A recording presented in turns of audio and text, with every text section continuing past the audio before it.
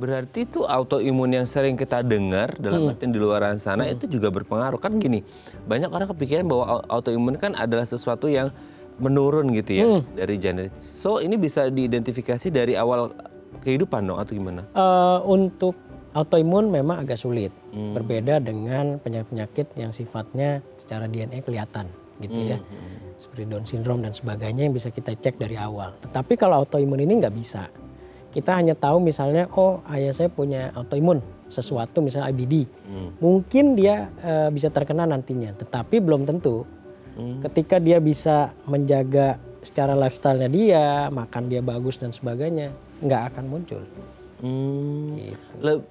Ini hanya terjadi pada orang-orang dengan autoimun atau non autoimun juga bisa? IBD itu terjadi di pasien memang khusus autoimun.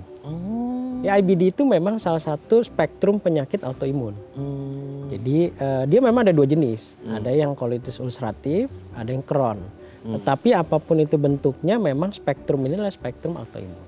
Oh, dia baru akan muncul kalau gini kan mungkin anak di usia yang sama atau orang di usia yang sama dengan sama-sama riwayat autoimun.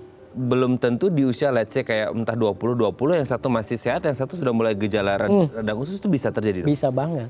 Karena tergantung apa? Perburukan si autoimunnya tergantung dari lifestyle dia. Genetik orang tuanya ada apa enggak. Kemudian pola hidupnya dia macam-macam. Jadi cara dia makan, olahraganya bagus apa enggak dan sebagainya. Gitu. Oke.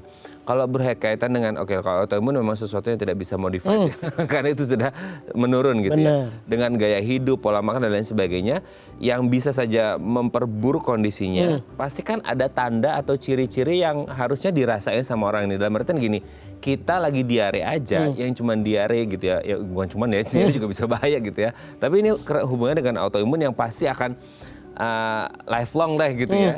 Itu kan berarti harus ada ngerasa kayak gejala-gejala klinis sebelum akhirnya didiagnosis bahwa ini adalah radang usus. Dalam artian kayak pencernaan kita kan sedikit aja bermasalah pasti kita kerasa nggak enak di perut. Nah itu ada gejala klinis yang mulai kerasa sih dok?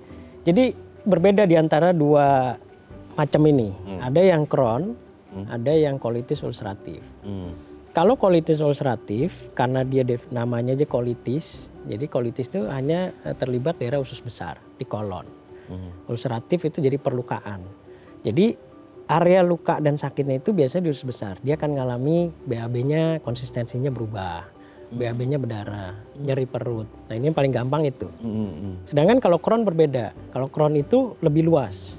Jadi peradangannya itu tidak hanya di usus atau pencernaan bagian bawah, dia bisa naik sampai ke atas.